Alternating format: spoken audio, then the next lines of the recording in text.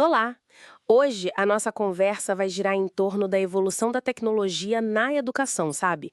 Com um foco bem específico em inteligência artificial. E para guiar a gente, temos o ensaio acadêmico O IA na educação, da programação à alfabetização em dados. O ponto de partida é interessante.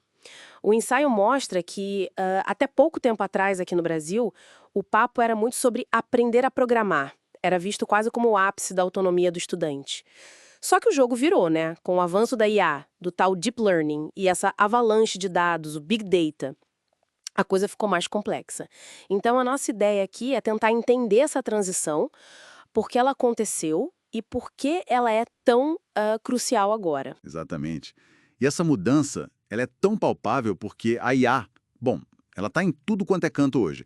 Não é mais coisa de filme. Ela está nas redes sociais que a gente usa, no jeito como a gente compra online, até nos aplicativos de transporte.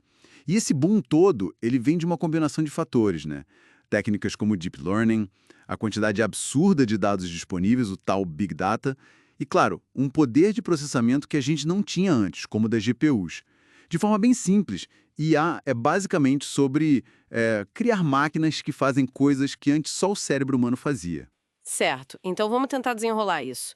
Se antes programar era dar ordens, tipo, bem diretas, passo a passo, o Deep Learning meio que subverteu essa lógica.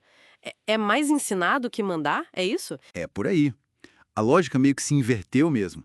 Em vez da máquina seguir um script, um código rígido, o Deep Learning permite que ela aprenda sozinha. Identifique padrões a partir de uma montanha de dados. Pensa no exemplo do AlphaGo, que aprendeu a jogar Go. Ele não tinha um manual de regras para cada jogada. Não, ele analisou milhões de partidas e, a partir disso, criou as próprias estratégias. E é essa capacidade de achar padrões que alimenta a tal personalização que a gente vê direto nas plataformas digitais. Elas nos agrupam com base no que a gente faz online, nos nossos rastros. Entendi. E essa personalização toda, ela nos joga direto no cenário da cultura digital de hoje. O ensaio fala que saímos de uma web mais aberta, colaborativa, para o que eles chamam de plataformização. O que isso quer dizer na prática? Na prática, significa que a nossa experiência online ela é cada vez mais filtrada, intermediada por pouquíssimas empresas gigantescas. O famoso GAFA, Google, Apple, Meta, Amazon, Microsoft. E elas usam IA de forma, assim, massiva para coletar e processar os nossos dados numa escala que a gente nem imagina. É a datificação.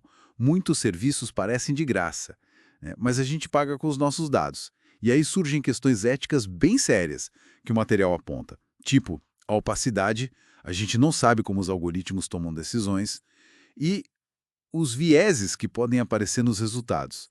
São pontos que muitas vezes ficam meio esquecidos quando se fala de IA na educação, sabe? Nossa, e o Brasil nisso tudo? A gente teve iniciativas legais, né? Logo, Scratch, sempre com essa ideia de programação, de protagonismo. Como é essa história, a nossa conversa? Ou talvez até bate de frente com o que rolou na pandemia? Olha, o Brasil teve sim iniciativas importantes, desde lá dos anos 80, Educom, Proinfo, Logo, Scratch, sempre com esse discurso do aluno ativo, que programa. Mas, muitas vezes o foco era muito na ferramenta em si, sabe? No uso instrumental.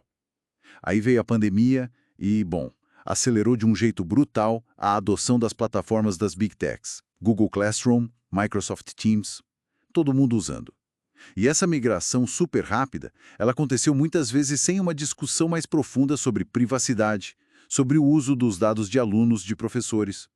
Acabou reforçando uma dependência e também uma certa falta de olhar crítico para essas ferramentas que entraram na escola. Então, peraí. Se só aprender a programar já não basta mais, qual é a nova demanda para a educação segundo o ensaio? O que a gente precisa agora? Exato. O ponto central do argumento é esse. Precisamos ir além. O fundamental agora é aprender sobre como a IA funciona, entender as implicações disso tudo, as implicações sociais, éticas. É isso que chamam de alfabetização em dados e IA. Não é só usar a tecnologia. É preciso entender como ela opera por baixo dos panos, quais os efeitos dela. A Comissão Europeia, por exemplo, fala em 3 eixos.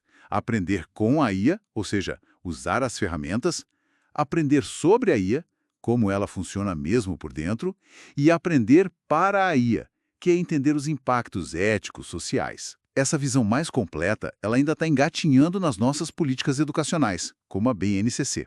Saímos de uma era focada quase que só no aprender a programar para uma necessidade assim urgente de formar pessoas com letramento em dados e IA, pessoas capazes de entender e agir de forma crítica nessa sociedade digital que a gente vive. Com certeza.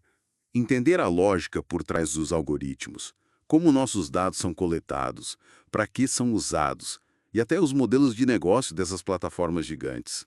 Isso virou parte essencial da cidadania digital hoje. Não é questão de rejeitar a tecnologia, de forma alguma, mas de compreendê-la para usar de um jeito consciente, crítico, sabendo das consequências. Pois é, fica então a reflexão para a gente levar, né?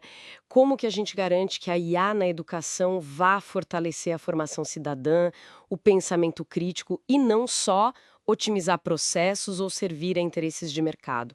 Como a gente evita aquele risco de um futuro desumano algorítmico, como o Edgar Morin alertou?